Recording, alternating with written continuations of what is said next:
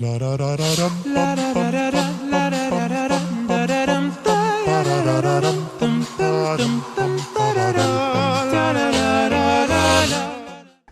alaikum wa rahmatullahi ta'ala wa barakatuh. You're watching Safir TV on Sky 847. This is It Takes Two, and I'm Bilal Ali Hu. This week I'm joined by my co-host, as always, Sister Ruby So. Assalamu alaikum, Ruby. Alaikum salam. How are you? Alhamdulillah. Good. And this week we're joined our guest, Sheikh Ahmed Hanif. Assalamu alaikum. Wa alaikum salam wa rahmatullah both. Good to see you, Sheikh. Good to see you. And I've got a really challenging, really heavy question for you both. We've all three of us have been sent this really profoundly heavy question. The letter reads, Dear It Takes Two, I feel like all the calamities I faced in my life are after getting married due to not having my mother's blessings. I married a Sunni woman. We have two children who are both profoundly disabled. My mother disowned me and never maintained contact, even up until her death. My immediate family make me feel like I have brought shame upon the family for marrying a woman who isn't a Sayyid. After some time I became divorced, and now I am even distant from my children. I feel like I broke my mother's heart and she cursed me till her dying day.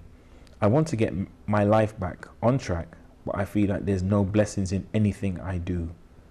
And this is from an anonymous viewer. We're not sure from where they sent it. We appreciate the fact they sent the letter in, but we don't know where the letter came from. But obviously a brother in some pain. Well, Bismillahir Rahmanir Rahim. Looking at that letter, this person, first of all, I'd like to start with this. There's a hadith that says to obey your parents, but do not obey them when they order you or request that you do wrong. Now, this man seems to be convinced and laboring under this idea that his mother was upset with him for being married to a particular woman. And there are two factors here mentioned that allude to why. One is that the woman is a Sunni, meaning that he's a Shia, and the other that the woman is a non-Sayyid, which means he is from the Indo-Pakistani subcontinent. You believe so? Could be Middle Eastern. Right? It could be Middle Eastern, but they're not as extreme about this. In the Indo-Pakistani subcontinent, I think as a sort of a hangover or persistent cultural aspect that goes back to their pre-Islamic past, being Hindu, they had the caste system. And the Brahmins were the highest caste, and nobody could marry a Brahmin but a Brahmin. Okay?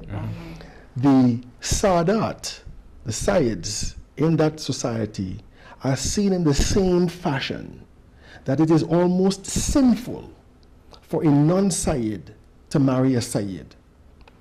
So here the mother and the family are against that person for breaking that particular rule that is not Islamic. And secondly, according to Shia law, it is absolutely acceptable and permissible for a Shia to marry a non-Shia. So if you have a family that is against these both things, it means that that family is actually pressuring that person to do something that is wrong. Okay, or to not do something that is right. Put it that way. All right? So they set their own criteria. Yes. So there's a bit of ta'assub or extremism taking place in this particular family. The mother dies in this situation, and he interprets that the mother's hostility as something that cursed him. When you start thinking about being cursed and so forth, it is almost almost a given that you now behave in a subtle fashion to make whatever you're doing cursed. Self-fulfilling prophecy. It's a self-fulfilling prophecy. So he has two disabled children. He sees that as evidence of the mother's curse. Yeah. His marriage breaks down. Why does it break down? Maybe it's broken down because of that very same pressure, that very same alienation that is taking place between him and his wife. You see? But he will see that as also an aspect of the curse. So all of this self-fulfilling prophecy leads him to the conclusion that he will not have any blessings in life, which is absolutely wrong. So I think this is what this person needs to know and what this person needs to be counseled about. I was going to say that I think the person's probably from Indo-Pakistani background or Middle Eastern, because culturally, I was going to say Oriental because they have the same principles, that this thing that, if you go against somebody who has wisdom, an elder or a parent or something, that there's going to be some kind of payback in the universe because you've gone against their saying, and it will follow you almost like in the movies until, the curse is broken or something. And a lot of the time, it's a form of control, or to keep traditions, as you said, or things going, patterns going, and it's a form of control to say that if you don't this is going to happen. Sometimes as parents, unfortunately, we do that. If you don't listen to me, you're going to see the consequences, and Allah will deal with you. And I think what's happened with this brother is, I feel that unfortunately it's been a breakdown of a relationship in a family, and it doesn't seem like anybody's tried to bring the families together. He hasn't mentioned it. The fact that there has been a big lapse of time, I'm presuming, with 2 children, a divorce, and the mother's passed away, and there's still no mercy and forgiveness or coming together, is really, quite problematic. I don't think it's even Islamic. And forgiveness for a non-sin. It's not even a sin. If you've done somebody a wrong, and you say, I need to reconcile this with my brother and forgive him, but he hasn't even done anything, according to Islam, wrong. But he's had 2 disabled children. If we were just to say children, need to have family. They need to know. But 2 disabled children, which is challenging, I would presume, and they would need some support, because God knows in our community, dealing with disabled children is quite a challenge for many of our centres and our schools. We've got a long way to go. So I think he's in some pain. He's had a lot of loss. He's grieving for his marriage, his relationship with his mother. Probably this is the time he needs his family's support. And I think he's completely just literally broken. But I was going to ask the Sheikh, do we have this idea of, I don't want to say karma, but kind of, because a lot of Middle Easterners believe in this, if you break someone's heart, you're going to get payback. If you don't listen to your parents, wow, what is that Islamically? You are not allowed to obey your parents in things that go against Islam. And this type of segregative type of behavior with Sayyids marrying Sayyids and restricting it to that. And there's a lot of ulama from that part of the world who subscribe to that and perpetuate that idea. And the fact that, for example, you can marry a Sunni or a Shia, and them being discriminatory against Sunnis just because it's a Sunni. Okay, these are things that are wrong. It's sad because it doesn't mention anything about the sister's character, or she was a wrong person, she was wrong in this way. She just wasn't a Sayyid, and she just was a Sunni. So Islam allows that. So just following on from that, there seems to be a problem in the community oftentimes with parents' disapproval of who their child should marry, and it's not based on Islamic criteria. And it's not just to do with Sayyid and non-Sayyid, but it even deals with people who's not from the right class or not the right family, not notable. What's going on, Sheikh? How can we address this? Because it's just on and on. Yeah, this is do people what I'm trying to ask you is, are children, the children of married of parents in this way, are they right in some way to rebel or to challenge and say, but this is the person I love, and they're not a bad person. I have some rights. It's my life. I'm going to be living with them. You had your shot. What about me? Well, it's a complex issue. For example, we have the idea of kufr, right, or equality or compatibility, for example. And kufr means, if a person, let's say, is accustomed to a certain type of lifestyle, let's say, a certain type of living according to a certain type of income background, right? Then it's not really a great idea for them to be married to somebody of a much lower income background, especially if that person is a man, for example. That can cause problems. Right, but it would cause problems. Now, you have exceptions to this rule. You see, kuf is not, if it's not kuf, it's haram or anything like that. These are just advices that are given, So you have that. You also have, for example, cultural types of differences. For example, me as a black man would be very careful marrying off my daughters to, let's say, some other ethnic groups that are known to be racist towards black people. I'd be very, very careful about that. I'd be very, very careful about, let's say, my daughter or my son deciding to marry into that type of group, without deeper reflection and investigation and so forth. So you have that type of thing that is happening. Right. It's very, very important to consider. You see, this person, as you had mentioned, had not shown any non-Islamic behavior on the part of the wife and so forth that was important for these decisions. It seemed to be quite superficial, and there's a lot of Muslims who think in that superficial manner. I want you to marry somebody from my background as a parent, from my background. So it's just as wrong as me saying I want my kids to marry somebody black. Why? Just because they're black. You see what I mean? No. This is discrimination. This is prejudice. Nevertheless, be very careful about them marrying somebody who might be non-black. But no, I understand the parents' prudence in saying, this person's from this particular background, so we need to meet the family. We need to see what the family's like. We want to find out more what the family's like, because oftentimes people from that part of the world, not being prejudiced, but they can have these kind of characteristics in their culture, and that might be a danger for you, son or daughter. That I understand. Let's find out the family. Let's meet the young man or young woman. You're being prudent, but you just kind of wipe out a whole group of people because based on, not being like some stereotypes or just not being like you. And just to be fair to the parents a little bit, because the woman's passed on, it could, it's really difficult when you're from a generation and a culture and a background, but everybody else is doing something, and then your child on your doorstep brings something else that you're not accustomed to. Not everybody wants to be the first pioneer to have, some shake up in the community. She's probably thinking, looking around, she probably looked around and said, for generations we've had this. Why are you being so stubborn? Why would you break it?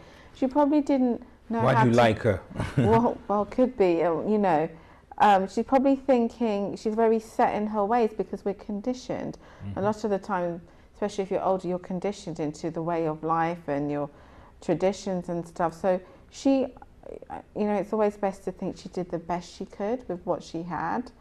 And, sometimes you're worried about what other people think. So if you're too soft and you accept something, what will my cousins say? What will the rest of the family say? What implications would it have on, say, your sister's getting married? Are we starting a tradition? Is it going to be like a out of control fire? Next you'll be saying, I want to marry someone into heavy metal or something. What's going on? So when we do want change, and we do want it, yesterday, but sometimes it takes time, and you're talking about older people who are conditioned in certain ways. Sometimes we want something so badly that we're ready to cut people off and say, I don't want your way of life, rather than taking a back seat and absorbing what they're also going through. And being a bit more patient with situations. I hear that. I can appreciate the parents' perspective, but I'm so impassioned by the young people who say, Mom, Dad, I respect you, but I love this woman and she's a good person. That's it, I'm gonna respect you and continue to love you and continue to honor you, but this portion is a lot to do with how I'm gonna play it on a day to day, and I don't mind if she's from Cuba or from wherever she's, that's who I'm going to marry. But I do like your tradition and everything, but I'm going to just... But they're not listening. It's such a shock to both of them that nobody's listening. People are have dug their heels in, I'm right, and then what happens? They both go their separate ways. there needs to be some listening, and there needs to be some time in order to absorb what's being said from both sides. And to echo what you're saying, I think you're absolutely right. Because in this environment, we have, it's not like the traditional environment that the parent apparently would have come from. You see, in this environment, you meet all kinds of people. You meet all kinds of Muslims. You know, it's an environment that is not really conducive to or reliant upon arranged marriages. Okay? People might get married out of love. People get married out of... Shock horror. Heaven forbid, Yes, you know, like, oh my right. God. You know what I mean? So, you know, if that person was back in the subcontinent, you know, naturally they'll be waiting for their parent to choose somebody for them. But here, you know, and it's not haram, okay? It's possible for you to fall in love with somebody who is a Muslim. They mightn't be from your madhab, okay? They mightn't be a Sayyid like you or a non-Sayyid like you, you see? And they know that these things are only incidental, are accidental in Islam. They're not essential in Islam. You know, clearly this person married this woman despite his mother's difference. Yeah. And maybe it might have been better for him to just take it easy and wait and maybe conform to her. It might have made things a little better, but it would not satisfy their inner peace. Well, can you imagine if it was a person of colour or not, or a different ethnic minority? Oh my word. Wow. Only because of time, we'll move on to our next letter. And it reads, Dear ItTakes2, my family were going through hard times, so we approached a scholar who helped us by giving us certain du'as to perform. My wife has become obsessed with seeking his help. She even gives him financial rewards in exchange for his support. I think that she's lost her mind, and I'm worried about how close they've become. I don't want to act paranoid and accuse them of anything, but I feel like they are developing a relationship.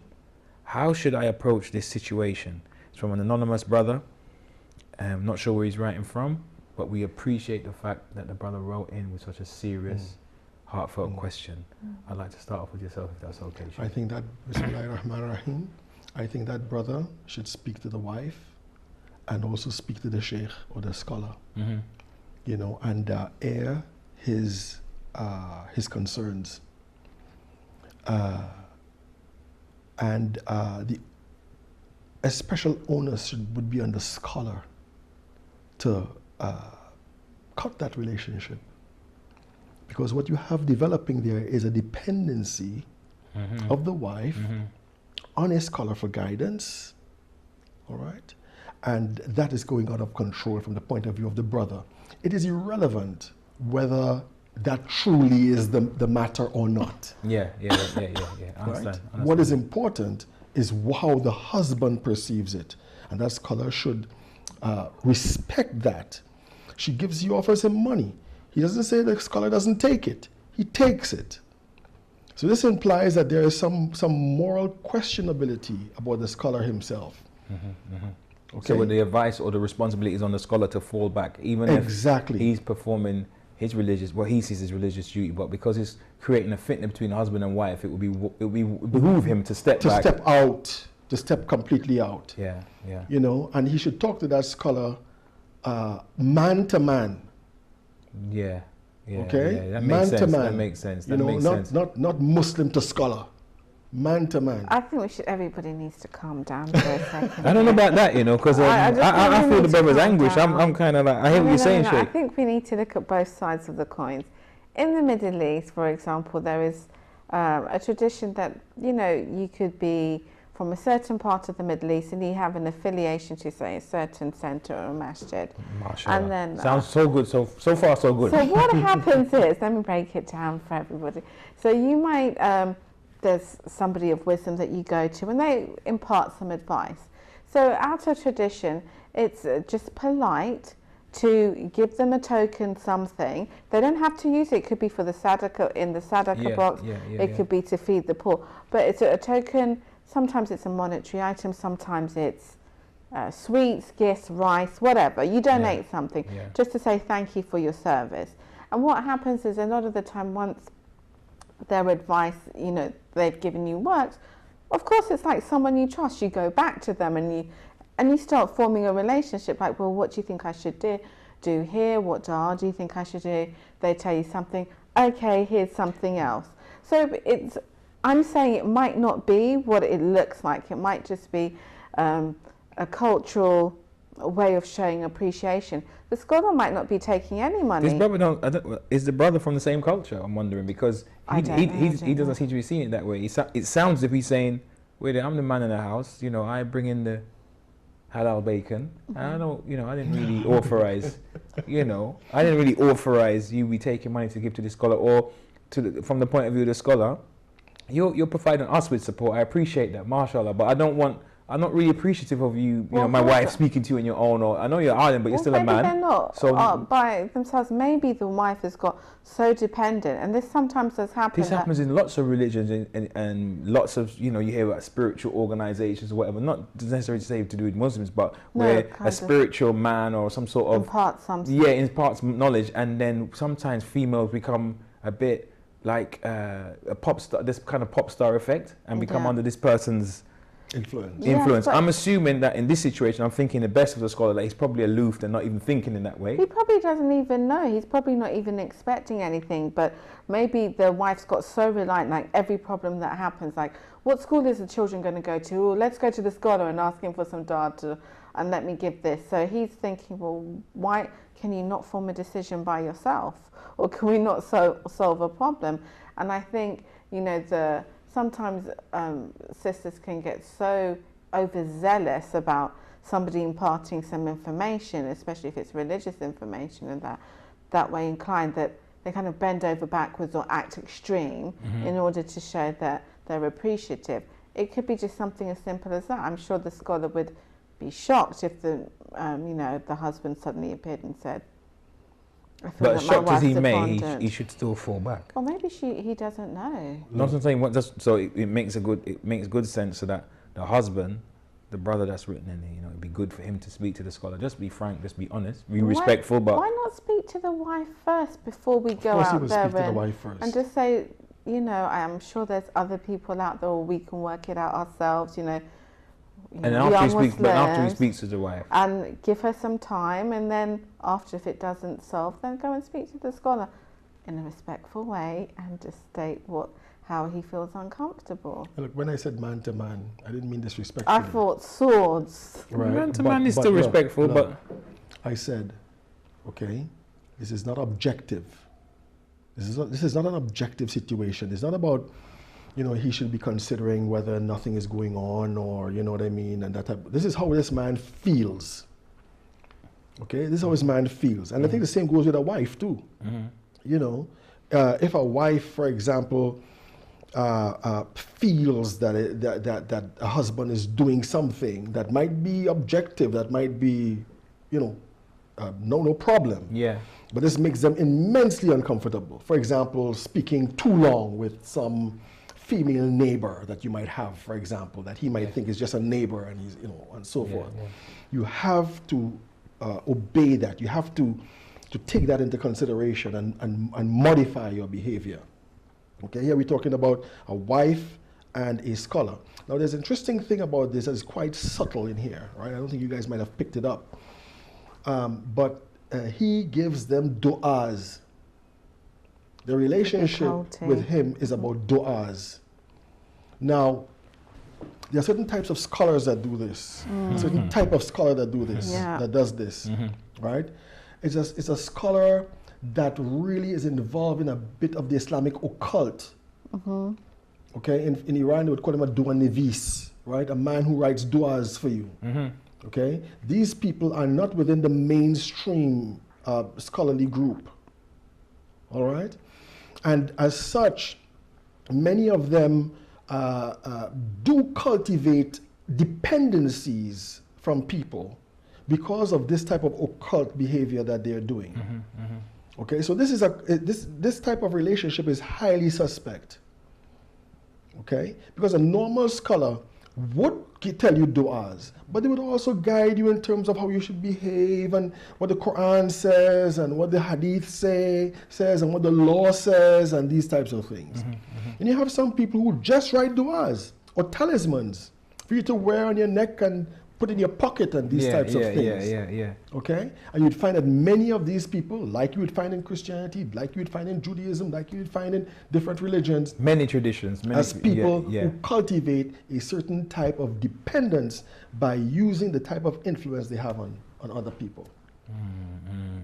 Indeed, indeed. And it would be interesting to know if it were if the shoe were on the other foot, and for example, the wife of the scholar was writing in and saying, you know, there's this married lady, she keeps coming to my husband for support, and, you know, even when she rings late at night to ask a question, he'll jump up and he'll leave the room to speak to her. And, you know, like, then again, you would still expect that even as, you know, a married man, scholar or not, and his wife is feeling uncomfortable about this. She's not even insinuating, I don't think he's doing anything haram, she's a married lady, but it makes me feel uncomfortable. It would behoove the husband to be sensitive to her feelings. There are many cases where you have these types of types, okay, where the woman eventually ends up divorcing the husband and marrying this type of person. Many cases like this. Very dangerous, very dangerous. Something to be aware of. So, as the Sheikh has said, speak to the scholar with respect, but, you know, speak to him man to man, and also speak to your wife first, as Ruby has suggested. Yes, definitely. Thank you both for your participation in an excellent episode of It Takes Two, and thank you all for staying with us for the duration, and we hope to see you next time. Remember to stay safe. Assalamu alaikum wa rahmatullahi ta'ala wa barakatuhu.